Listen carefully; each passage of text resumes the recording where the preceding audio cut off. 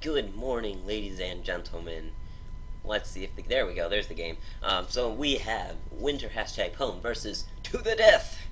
So in the bottom right hand corner we have hashtag Pwn, and in the top left hand corner we have To the Death, with these birthday cakes shining and burning with a passion. So we have it. Wow, that's a okay. So we're going to we have the GLHF and the GLGL. PP16. Okay, that's okay. There's sex. Sec. All right. when when I saw that, I was like, oh, okay. And then I realized he was talking. He was asking for a pause. Anyway, so they are going to resume the game. So we have the standard wall off going on right here with the little pinged waypoints. Barracks is gonna go down now. Okay, there we go. There's the end. He's gonna get the refinery first. That would explain why that's a little bit late. So he's gonna be going Reaper expand most likely. It's a pretty common build against Zerg players, especially. Meanwhile, we have the early expand from the Zerg player. Something I want to point out on this. Okay, so this is King Sejong Station, which, as most of you guys know, has already been on the ladder pool in Heart of the Swarm. But this map is definitely somewhat Terran favored in some instances.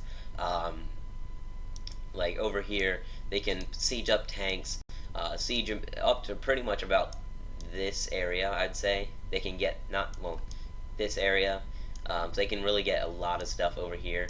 With these tanks just chilling here, you really can't shoot at them that much. So you're forced to take down these rocks so you can get to them. It's just a whole hassle. So there's the Reaper. But we are going to have the orbital command going down. I just realized, sorry, I paused because I just realized this Reaper, there's this little thing back here that's his jetpack. I kept thinking like that was the front of it. Like when I was younger, I thought that was like the front of the Reaper or something like that. And then but now I see it right now. There's his hands, there's feet, and the shoes. No, all right. So yeah, there's the feet, the shoes, the hands, the face, the jetpack. It just looked weird when over here. It just looked. I don't know how I saw it a different way. But anyway, so we have an SCV scouting around. We have meta boost going. Okay, there we go. I was zoomed in a little bit. And the Reaper is coming in from the front. It's ready to kill some stuff. So there's the SCV tag teaming the Reaper, go. So we got all these little Zerglings with Mohawks running after the Reaper. He's going to throw down a KDA charge. It's going to miss completely. This Overlord is going to scout this bunker, which is pretty typical. Most Terran players will get this bunker somewhere around here, either here or here. Some even get one there and one there. I've seen that before. It's very interesting. So that's going to be finished. This Reaper is going to get half health. It's going to go chill. He has not lost any Zerglings, but it's going to go chill over here. Now the thing is, though, when you do something like that, I mean, most Zerg players will obviously assume that you're probably at third. He moves in the perfect time to avoid that. He's going to just chill right here. Zerg is going to have no idea where he went, and he's going to go up here. Now he sees it, of course.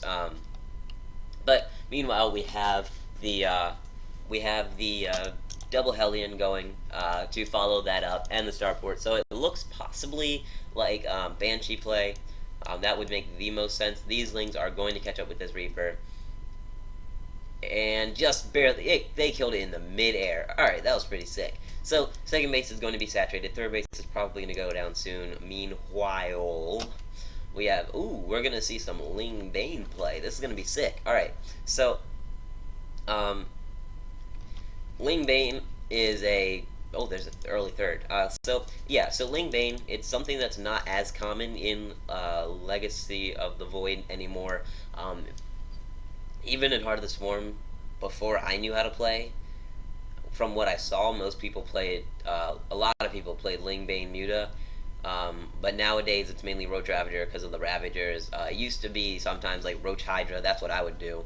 But Ling Bane, I've always loved. It's so fun to play. You get to harass constantly, always doing stuff. These Hellions are going to try to get in here and pick off some drones. One does go down. This Queen's going to be the savior. The Spine Crawler is down, so he can't go through here, which would really suck because Lings can't get us around. So yes, there is the Banshee. Cloak is halfway done. Oh my goodness, my mouse is going away from me. I forgot that my cursor is, uh, yeah. Anyway, it's inverted, and I keep forgetting when it is and when it isn't. So these Hellions are going to come back. There is still no third. It's just now going. Ooh, is it? And that's going to get fried. But meanwhile, we have the double Evo chamber. We have +1 melee is about halfway. Uh, Centrifugal hooks should probably be getting researched somewhat around now. That Hellion's going to get picked off by one Ling. Feels bad, man. Some Banelings are going to get bursted. And this Banshee is going to get free reign on this second base where there is no Spore Crawler. I think he should have seen this coming a while ago. Hashtag Pwn, that is. Because of the fact that there was Hellions following. There were only 4 Hellions. I mean, if you see someone with about 6 or 8 Hellions attacking you, it's a lot less likely that you'll have Banshees. I remember, so in early Legacy of the Void, let me sit up straight, we're getting official. So in early Legacy of the Void, the most common play would be the Reaper into 4 Hellion into Banshee. No one does that anymore. And the reason why is because Zerg got so predictable with it. He's going to lose this, but Zerg got so predictable with this. He's just going to Baneling Bust in here. That basically Terran found it pretty much useless to do anymore because of the fact that Zerg knew about it. Nowadays, people will go and do the what'll happen is people will do Reaper into a good, let's say, maybe they'll do either 6 or 8 Hellions. Some players will turn it into an all-in and siege them up into Hellbats, have about 4 or 6 Marines behind it to really just stop, or to really try to kill the other player. It's basically all-in because that's all you really have. You don't have any air because you don't have Banshees going out. But yeah, Banshee play really just stopped happening as much unless you go into Mech. And from what I see here, he's got a 4th command center, so I'm going to assume he's going into Mech because considering he's only got 1 engineering bay, he's not getting the +1/+1. These Banshees are going to be cloaked, and they're going to try to do some damage. They're definitely going to get some damage done, as we can see here. But just the fact he has 2 air turrets here, he's got a 3rd orbital, he's got a 4th base going down, he's only got 1 barracks, he's got 2 factories, so it's pretty obviously going to be Mech play. There's the armory. And I mean, obviously, there's the 2nd factory, so it's going to be Mech. If you see something like this, where you see, well, he does have a 2nd NG bay, that's really unnecessary, but I guess he was used to wall off after the supply depots. But if you see someone with 4 command centers in 7 minutes 30 seconds, it's pretty obvious they're playing Mech. These Banelings are going to hatch right here. This is going to see them. He has really not much of an army. He's got Widow Mines, and that will save him from being killed immediately. This 3rd base is going down now.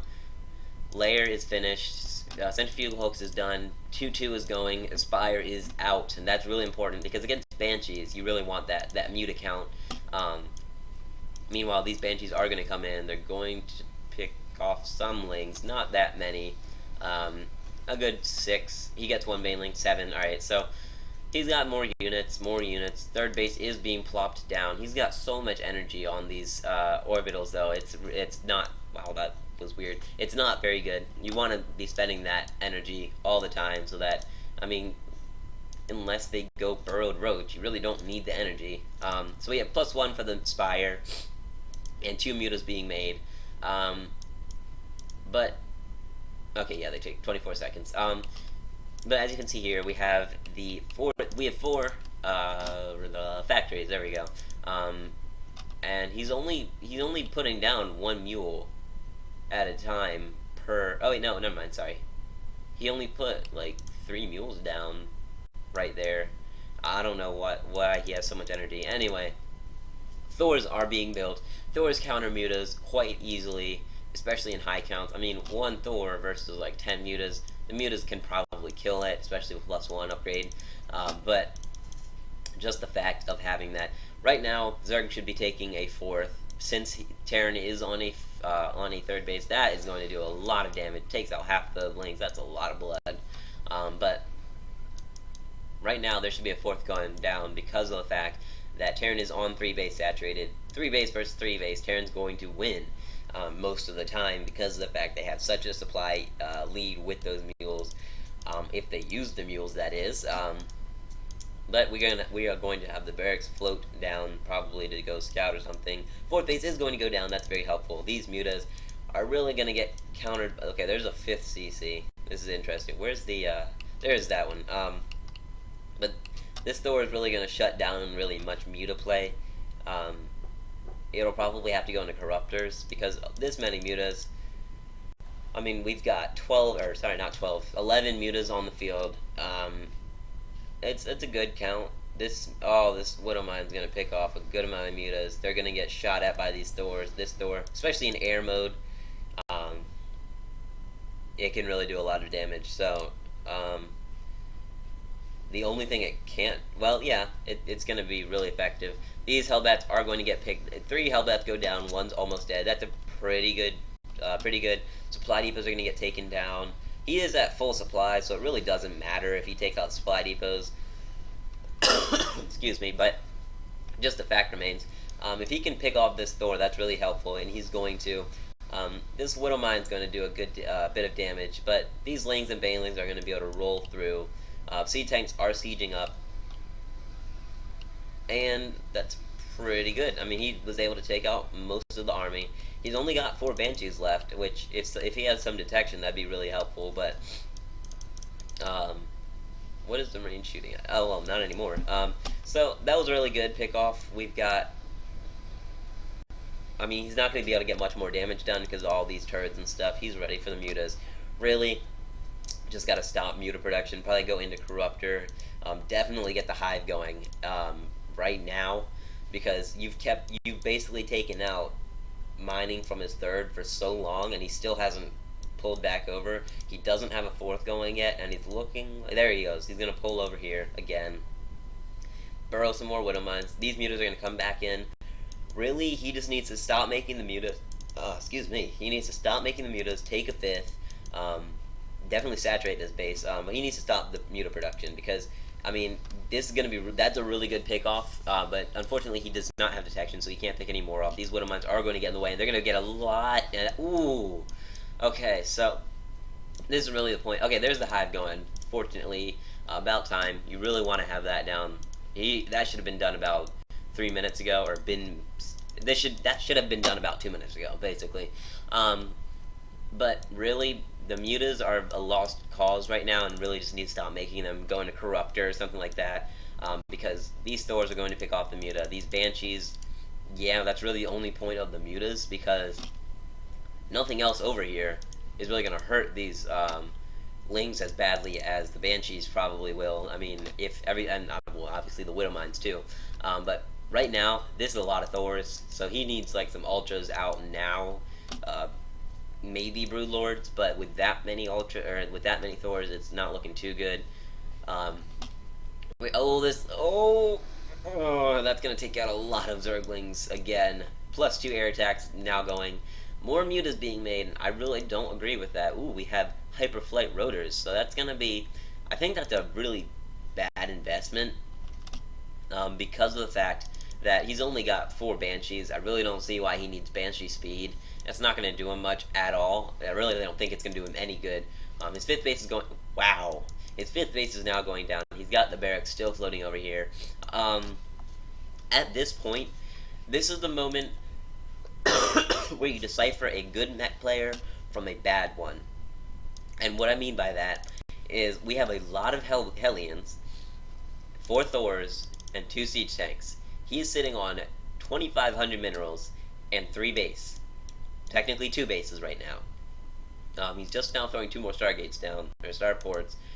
He needs to have this 4th base completely saturated, doing all that kind of stuff by now. He's just now going to go get his 4th, 14 minutes in. Meanwhile, Zerg's got a saturated 4th, a 5th base is now finished and getting saturated.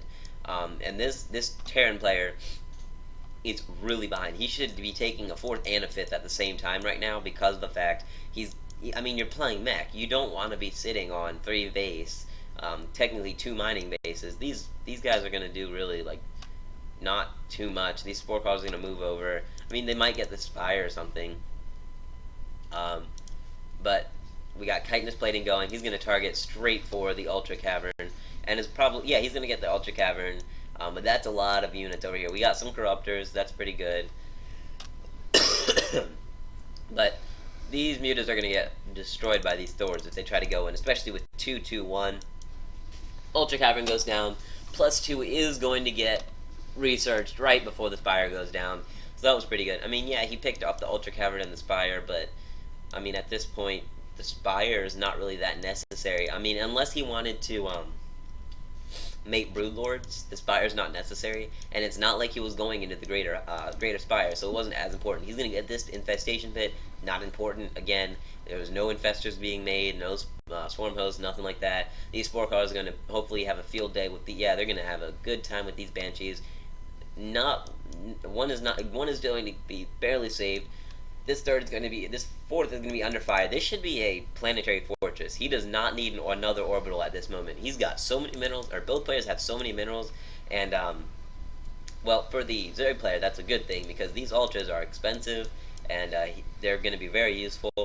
You might be wondering, like, well, he's got lots of Thors, so why is the Ultra going to be useful? So what happens, and you might not sound like that, but what'll happen is, basically, once the Hellbats are dead, these Lings can just rush in on these Siege Tanks and Thors, which is really, really good. But Ultralisks, there's 9 coming, by the way. But basically, the use of the Ultralisk, they tank the damage of the Thor, which is still not, I don't think it's in high impact payload. So it's not actually, or sorry, that's a single air target. So what'll happen is these Thors will either they'll probably end up targeting the Ultralisks, which will allow these Zerglings to rush in and surround the Thors. So basically the Ultralisks are the meat shield and the high damage dealer, which is really useful, especially with lots of Thors like that. Well, not even lots of Thors, like he has no army right now. The problem is, he's producing off of 4 factories, and any of you mech players that actually like know how to play mech, are good at it and all that, you can easily tell me and back me up that 4 factories at 60 minutes 43 seconds is definitely not enough. You need at least 6 by now, because I mean, this is your production. If you have 4 factories and 3 Stargates, you're not really producing that much. So there's going to be a little scout for the 5th base. No 5th base. This base is still not being mined off of. He is not really mining anything anymore, and this is why I was saying you need to get that 4th and 5th base at the same time, because right now, if you look at the mineral count, yeah, he had about 3,000 minerals, but now he's at 100 because of the fact he ran out of minerals, he's run out of mining, and now it's at the point where he's mining off 1 base and he's oversaturated. He needs to get, I mean, by now he should have a 6th base. We've got a 6th base going down for the Zerg player. He's taken all of his bases. He's covering his bases, if I might say.